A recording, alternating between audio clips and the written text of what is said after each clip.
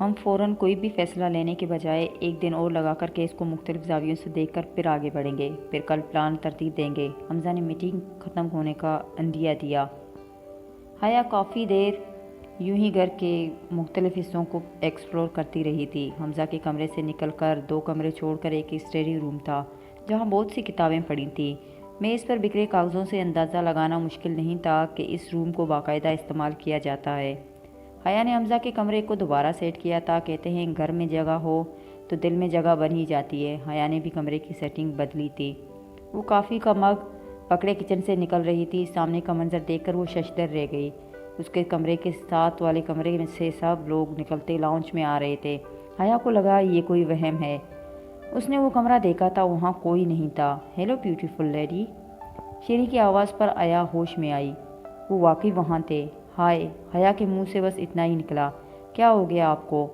یوں لگ رہا ہے جیسے بھوت دیکھ لیا ہو، شیری نے اس کے چہرے کو بغور دیکھتے ہوئے کہا۔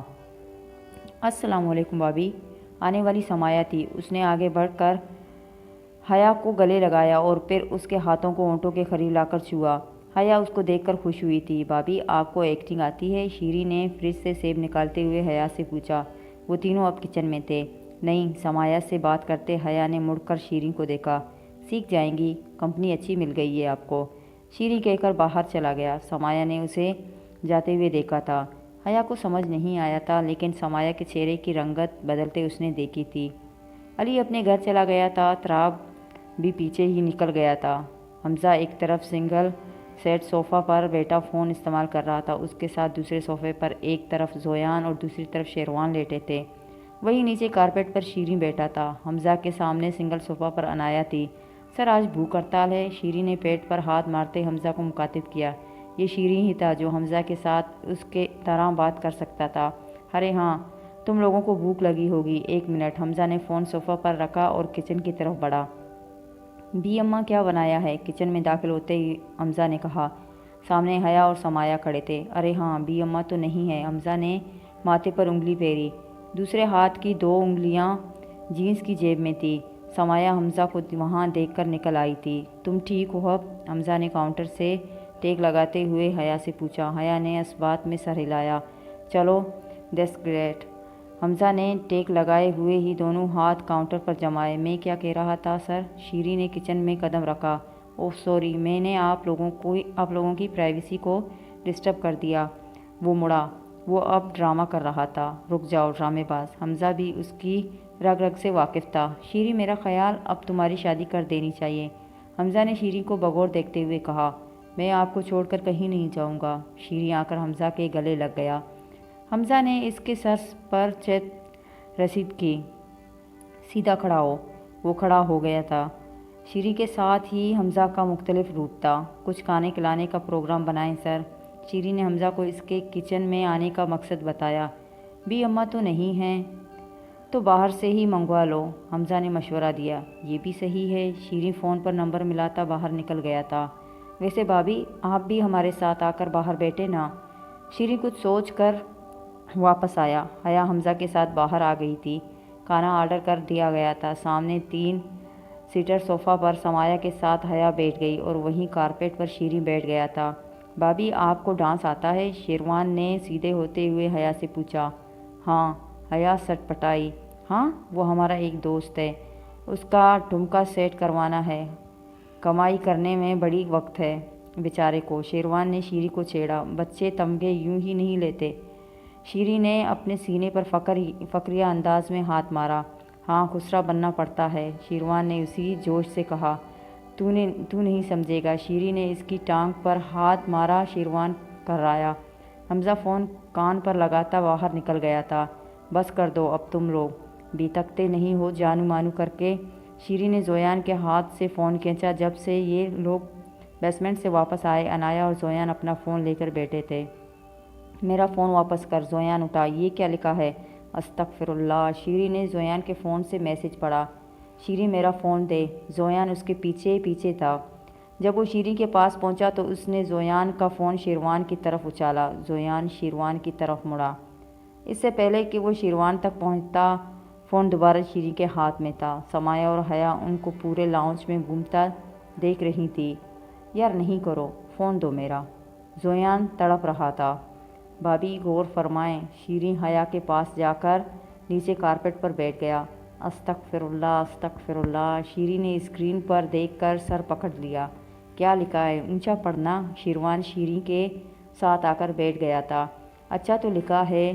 شیریں نے الفاظ کو کھینچ کر ادا کیا۔ سب توجہ سے سن رہے تھے۔ تجھے قسم ہے شیریں اگر تو نے میرے میسج پڑھے، زویان چلایا۔ شیریں مصنوعی ہنسی ہنسا۔ سنو سب سنو، عنایا تم بھی سنو۔ شیریں نے جان بوجھ کر عنایا کو بلایا، جو دل ہی دل میں اس آفت سے بچ جانے کی دعائیں مانگ رہی تھی۔ لکھا ہے؟ شیریں نے سسپینس بڑھایا۔ بتا کیا لکھا ہے؟ شیروان نے جھنجھلا کر کہا۔ بچوں کے پڑھنے کا نہیں ہے، بھاگ یہاں سے۔ شیریں نے شیروان کو ذلیل کیا تھا۔ کمینہ ہے تو۔ شیروان جو ابھی تک اسے زویان سے بچا رہا تھا وہاں سے اٹھ گیا۔ شیریں زویان کی پہنچ میں تھا۔ وہ فرش پر گتم گتا تھے جب حمزہ اندر آیا۔ دونوں جہاں تھے وہیں رک گئے۔ رات کے 10 بجے تھے۔ سب لوگ کھانا کھا چکے تھے۔ سمایا، عنایا، شیروان اور زویان گھر کے لیے نکل گئے تھے۔ شیریں وہیں رکا تھا۔ حیا کافی دیر پہلے اوپر کمرے میں چلی گئی تھی۔ حمزہ اسٹڈی روم میں تھا۔ 12:30 کے قریب حمزہ کمرے میں گیا۔ حیا صوفے پر بیٹھی ٹی وی دیکھ رہی تھی۔ کمرے میں اندھیرا تھا۔